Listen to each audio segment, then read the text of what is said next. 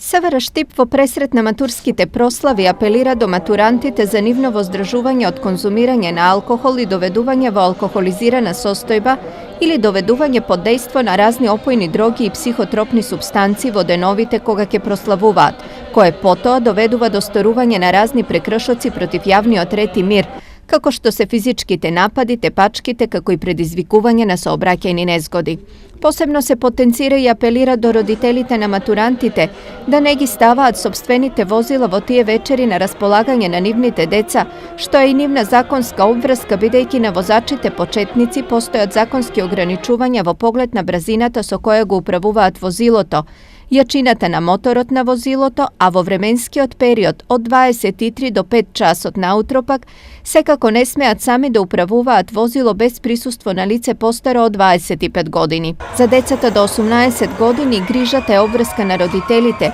исто како што и одговорноста за однесувањето на детето ја сносат родителите.